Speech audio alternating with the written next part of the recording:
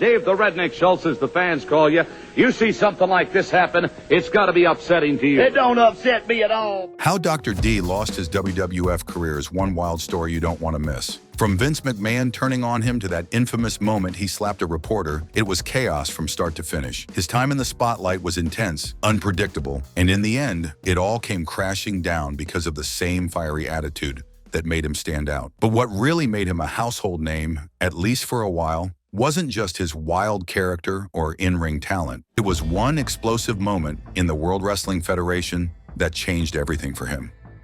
In the early 1980s, Schultz was working for the WWF, and it was during this time that he found himself at the center of one of the most infamous incidents in wrestling history. It all happened backstage at Madison Square Garden. ABC's 2020 was doing a segment on professional wrestling, and reporter John Stossel was sent to investigate whether wrestling was real or fake. When Stossel approached Schultz and casually said he thought wrestling was fake, Schultz didn't take too kindly to it. Staying completely in character as Dr. D, he responded by slapping Stossel hard across the face, twice. The slap sent the reporter crashing to the floor, stunned and shaken. That moment, caught on camera, would go on to air nationwide and spark massive controversy. ABC News reportedly received over 1,000 phone calls about the segment. Stossel claimed he suffered long-term hearing damage from the slaps and eventually sued the WWF. The case was settled out of court, with Stossel walking away with $425,000. For Schultz, though, the fallout was even more personal. He always insisted that he was just doing what he was told, that Vince McMahon himself, the boss of WWF, had ordered him to blast him, tear his ass up, and stay in character.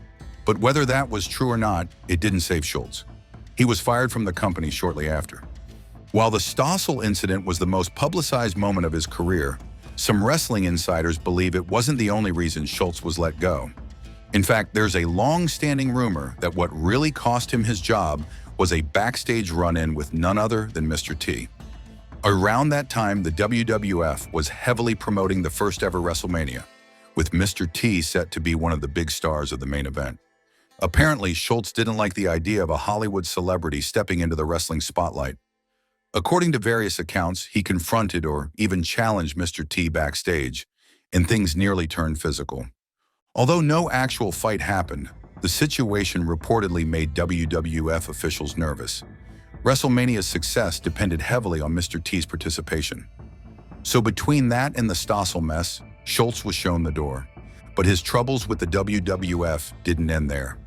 Years later, in 1992, Schultz's name came up again, this time in a far more serious situation.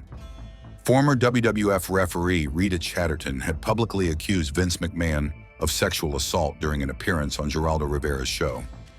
Not long after, the WWF accused Schultz of trying to conspire with Chatterton to extort $5 million from the company. Schultz denied it, and nothing was ever proven. Meanwhile, the McMahons eventually dropped a lawsuit they had filed against Rivera after Vince McMahon was indicted on unrelated charges of steroid distribution. Even when Schultz was still an active wrestler, he caused controversy through the character he played on TV. In one set of WWF vignettes, short promotional videos meant to build up a wrestler's persona, Schultz was shown in his home, acting like an abusive and unhinged family man. He fired off shotguns indoors and barked commands at his wife, painting the picture of a dangerous, violent man. The segments were so realistic that people watching at home didn't realize it was all scripted. In fact, police once showed up at Vince McMahon's office with a warrant for Schultz's arrest, thinking the abuse was real. McMahon had to explain that it was all part of the show. Later on, Schultz clarified that the entire scene had been staged. The house wasn't his, the woman and kids weren't his family. It was all fake, designed to stir up emotion and make fans hate his character.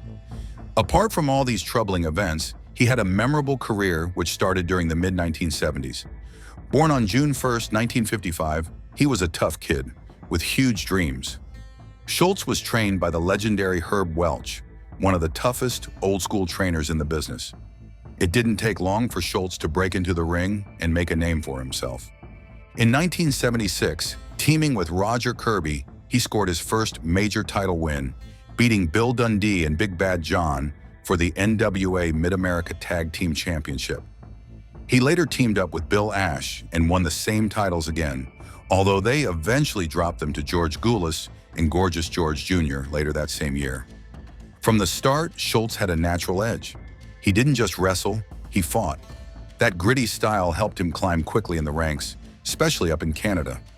In 1977, while wrestling in the Maritimes, he beat Terry Sawyer for the Canadian Heavyweight Championship in Halifax. They had quite the back-and-forth rivalry.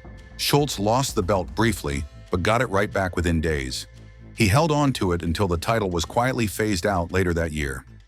In 1978, Schultz took his tough guy persona overseas when he toured Japan with the International Wrestling Enterprise as part of their Dynamite series.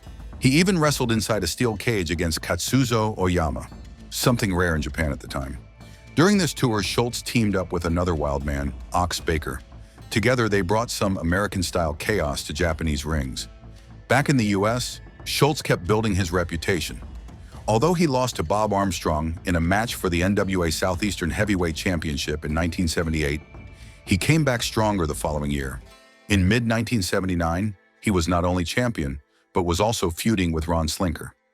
Around this time, Schultz also found success in tag team wrestling, teaming up with Dennis Condrey. They beat Dick Slater and Paul Orndorff to win the NWA Southeast Tag Team Championship in late 1979. In the early 1980s, Schultz returned to Canada, this time under the name David Von Schultz in Atlantic Grand Prix Wrestling. He didn't waste time making an impact. In June 1980, he became the first ever AGPW United States Heavyweight Champion, defending it against names like Leo Burke and Stephen Petitpas.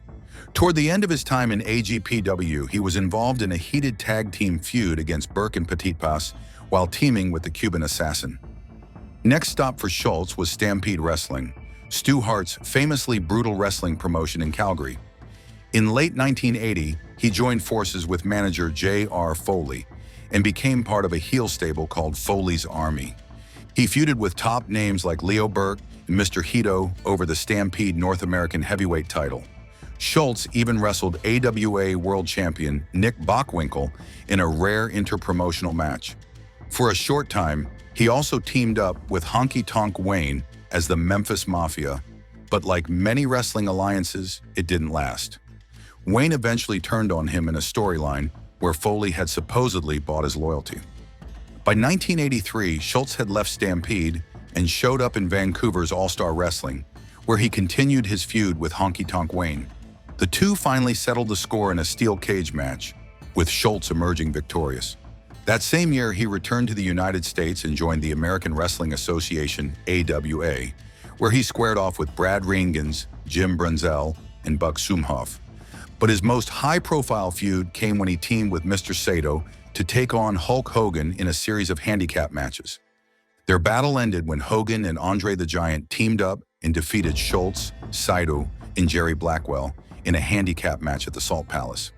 Schultz's AWA run wrapped up in December 1983 after a win over Baron von Raschke. But just when it seemed like Schultz had peaked, he caught the attention of Vince McMahon and the World Wrestling Federation WWF. McMahon saw a promo Schultz had cut in the AWA, where he trashed Hulk Hogan, and immediately wanted him. Schultz debuted in the WWF in December 1983 and made an instant impact. He quickly became one of the top villains, aligning himself with Rowdy Roddy Piper, Bob Orton, and Paul Orndorff. Together, they feuded with fan favorites like Superfly Jimmy Snuka and teamed up for six-man tag matches, including a memorable one where they took on S.D. Jones, Rocky Johnson, and the legendary Bobo Brazil. Schultz also got a crack at Hulk Hogan in June 1984, challenging him for the WWF World Heavyweight title. Then came the moment that changed everything. Schultz got fired from WWF after slapping Stossel. Though many believe the Stossel incident played a major role in his firing, others think it had more to do with another incident, one involving Mr. T.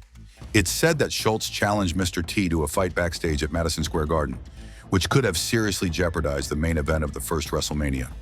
The company couldn't risk it, and Schultz was gone from the WWF. Even after the WWF, Schultz kept wrestling. He went back to Japan with New Japan Pro Wrestling and faced big names like Antonio Inoki and Kengo Kimura. He also worked in smaller promotions like the Continental Wrestling Association and international world-class championship wrestling. In 1986, he returned to Stampede Wrestling and had a bloody feud with Duke Myers, even competing in coal miners' glove matches. Later, in Lutte Internationale, he captured the Canadian International Heavyweight Championship by defeating Samula Anoa'i. By the late 1980s, Schultz was slowing down, wrestling sporadically before retiring in 1989.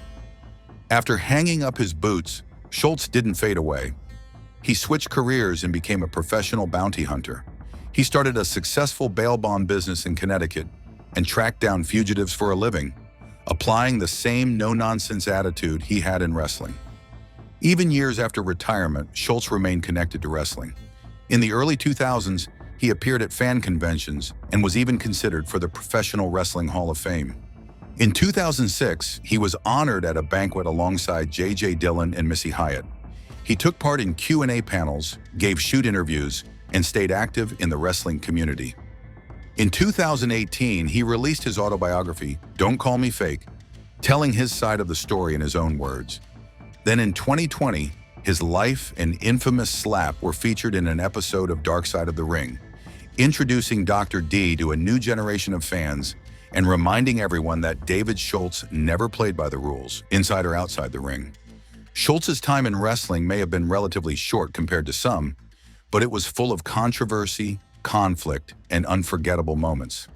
Whether you saw him as a misunderstood performer or a loose cannon, there's no doubt that Dr. D made an impact that still gets talked about decades later. And that's a wrap for today's video.